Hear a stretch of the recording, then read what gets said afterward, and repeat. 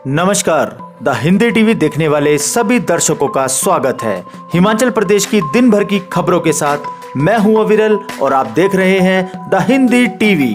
हिमाचल प्रदेश और अन्य मुख्य खबरों के साथ शुरू करते हैं आज की खबरें। हिमाचल में कोरोना से 2 लोगों की मौत, पुरुष और महिला ने तोड़ा दम।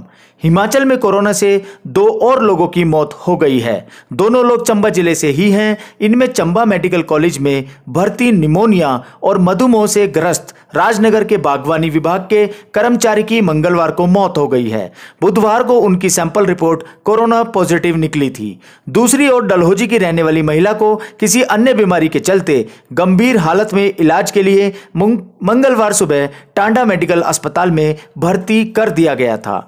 जहां महिला का कोरोना की जांच के लिए सैंपल लिया तो कोरोना रिपोर्ट पॉजिटिव निकली। इसके बाद उसे मंगलवार शाम धर्मशाला कोविड अस्पताल शिफ्ट कर दिया, लेकिन बुधवार सुबह महिला की मौत हो गई। प्रदेश में अब तक 20 लोगों की कोरोना से जान जा चुकी है। उत्तर प्रदेश में बुधवार को कोरोना के 183 मामले नए सामने आए हैं। सीएम सिक्योरिटी के कर्मचारियों के कोरोना पॉजिटिव आने के बाद ओक ओवर में सामान्य आवाजाही बंद कर दी गई है। मुख्यमंत्री ज्यादातर काम सचिवालय में ही निपटाएंगे। सीएम सिक्योरिटी के अब तक 20 लोग संक्रमित हो चुके हैं।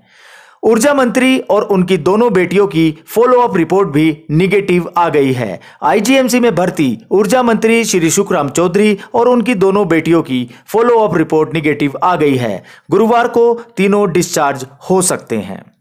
आईजीएमसी में दाखिल दून के विधायक की हालत में अब सुधार है। कोरोना संक्रमित दून के विधायक परमजीत सिंह पम्मी आईजीएमसी के आइसोलेशन वार्ड में दाखिल हैं। आईजीएमसी के प्राचार्य डॉक्टर रजनीश पठानिया ने बताया है कि बुधवार शाम को उनकी हालत में सुधार हुआ है। बिना कंपोजिट फीस हिमाचल में प्रवेश पर लगेगा 5 गुना जुर्माना। हिमाचल में अब बिना कंपोजिट फीस जमा कराए बाहरी राज्यों की डिलक्स बसें और अन्य व्यावसायिक वाहन प्रवेश नहीं कर सकेंगे। अगर कोई वाहन चालक बिना फीस दिए प्रदेश में सीमा में प्रवेश करता हुआ पाया गया तो उसको 5 गुना जुर्माना वसूला जाएगा। नियमों में कानूनी कार्रवाई का कोई भी प्रावधान नहीं किया गया है। प्रदेश कार्यालय ने इसकी अधिसूचना जारी कर दी है। परिवहन विभाग से मिली जानकारी के मुताबिक 13 से 32 सीटर डिलक्स बसों से प्रतिदिन 2500 रुपए और 32 से अधिक सीट वाली डिलक्स बसों से 3500 रुपए और आरामदायक वातानुकूलित बसों के चालकों से प्रतिदिन 5000 रुपए फीस वसूली जाएगी। इस तरह 4 से 6 सवारियों वाले छोटे वाहन चालकों से 200 रुपए, 7 से 8 सीट पे 300 रुपए और 9 से 12 सीट वाले वाहनों से 500 रुपए प्रतिदिन वसूले जाएंगे। एसपी दफ्तर के बाहर ग्रामीणों ने दिए धरने, 2 घंटे तक की नारेबाजी। कोविड-19 को लेकर पूर्व प्रधान के सोशल मीडिया में वीडियो अपलोड करने के मामले में तूल पकड़ लिया है। इसके चलते काइस पंचायत के लोगों ने पुलिस अधीक्षक कार्यालय कुल्लू के बाहर धरना दिया और नारेबाजी भी की। कई कांग्रेस नेता और 7 लगती पंचायतों के प्रधान भी इसमें शामिल हुए। धरना करीब 2 घंटे तक चला। जानकारी के अनुसार 15 अगस्त को सुबह सेना के जवान एक को उनके घर से बाबुंगा एम्बुलेंस पहुंचाया गया, जहां इनका स्थानीय लोगों ने विरोध किया और जवान का कोविड केयर सेंटर में उपचार करने को कहा। काइस पंचायत के पूर्व प्रधान ने एक वीडियो बनाकर सोशल मीडिया में अपलोड कर दी। इससे कोरोना को लेकर सरकार और प्रशासन के कामकाज पर सवाल उठाए जा रहे हैं। हिमाचल में सेब खरीद के लिए नामी कंपनियां आने से बागवानों को राहत मिली। नामी कंपनियों को सेब बेचने वाले बागवान अब ठगी का शिकार नहीं हो रहे हैं।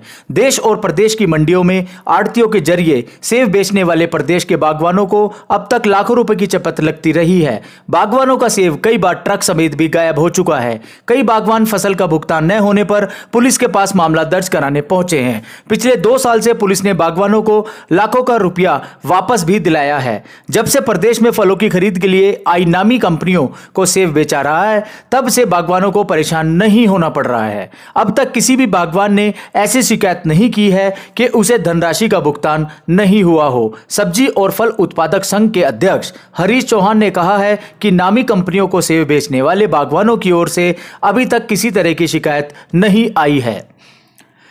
हिमाचल कैबिनेट की बैठक होगी जल्दी और कई होंगे अहम फैसले। हिमाचल कैबिनेट की बैठक 24 अगस्त को मुख्यमंत्री जयराम ठाकुर की अध्यक्षता में सुबह 10 बजे राज्य अतिथि गृह पीटर ऑफ शिमला में होगी। बैठक में बजट घोषणाओं पर निर्णय लिए जा सकते हैं। हिमाचल में कोरोना वायरस के बढ़ते मामलों और उससे निदान पर चर्चा होगी। हिमाचल में आर्थिक गतिविधियों को बढ़ावा देने के लिए कई फैसले होने संभावित हैं।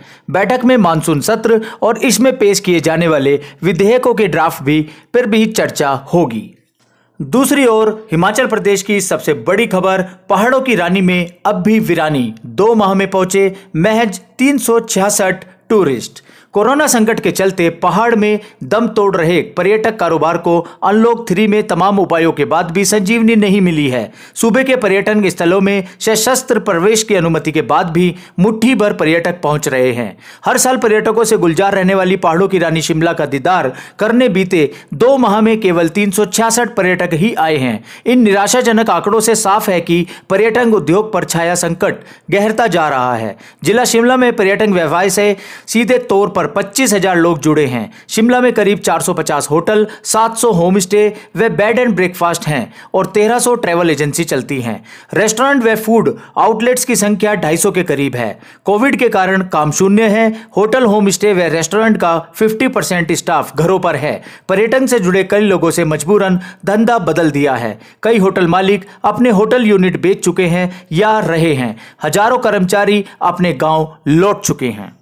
उधर प्रियंका गांधी ने बयान दिया है कि गांधी परिवार से बाहर का हो कांग्रेस अध्यक्ष। कांग्रेस में पूर्णकालिक अध्यक्ष की मांग जोर पकड़ने लगी है। इस बीच कांग्रेस की महासचिव प्रियंका गांधी वाड्रा ने एक किताब को दिए इंटरव्यू में कहा है कि वह निकट भविष्य में पार्टी की बागडोर नहीं संभाले जा रही है और राहुल गांधी ही उनके नेता हैं। प्रियंका से जब पूछा गया कि क्या वह पार्टी का नेतृत्व करेंगी, इस पर उन्होंने इंकार करते हुए कहा है कि वह उत्तर प्रदेश में पार्टी को मजबूत करने पर फोकस करेंगी। प्रियंका ने कहा है कि उनका परिवार राहुल गांधी के अध्यक्ष पद छोड़ने के फैसले और गांधी परिवार के अलावा किसी को अध्यक्ष बनाए जाने की सलाह का सम्मान करता है। यह बातचीत लोकसभा चुनाव के बाद राहुल गांधी के अध्यक्ष पद से इस्तीफा देने के बाद की गई थी। प्रियंका गांधी ने कहा है कि मेरे भाई ने लोकसभा चुनाव के बाद अपने इस्तीफा पत्र में कहा था कि चुनाव की जिम्मेदारी लेता हूं। फिर बाद में उसने कहा है कि गांधी परिवार के अलावा कोई कांग्रेस अध्यक्ष होना चाहिए। मैं इसकी बात से पूरी तरह सहमत हूं। अब पार्टी को आपको अपने आगे का रास्ता खुद तय करना चाहिए। दूसरी ओर सुशांत राजपूत मामले की सीबीआई ही करेगी जांच। जी हां, सुशांत सिंह राजपूत की मौत को लेकर सुप्रीम कोर्ट ने बड़ा फैसला सुनाया है। कोर्ट ने बुधवार को बिहार सरकार की सिफारिश को सही ठहराते हुए कहा है कि सुशांत केस की जांच सीबीआई ही करेगी। कोर्ट का यह फैसला रिया चक्रवर्ती की उस याचिका पर आया जिसमें उन्होंने मामले की जांच पटना से मुंबई ट्रांसफर करने की मांग की थी। इस फैसले से महाराष्ट्र सरकार और रिया चक्रवर्ती को बड़ा झटका है, क्योंकि कोर्ट ने साफ में कह दिया है कि मुंबई पुलिस ने जांच नहीं की है, मामले में सिर्फ इंक्वायरी ही की है। अदालत का फैसला आने के बाद महाराष्ट्र सरकार ने जांच सीबीआई को ट्रांसफर करने के फैसले को चुनौती देने के लिए स्वतंत्रता मांगी है, जिससे सुप्रीम कोर्ट से इंकार कर दिया है। यानी महाराष्ट्र सरकार सुप्रीम कोर्ट के इस फैसले को चुनौती भी नहीं दे पाएगी। ये थी आज की दिन भर की बड़ी खबरें। मिलते हैं जल्दी अगली देश भर की बड़ी खबरों के साथ। तब तक के लिए धन्यवाद।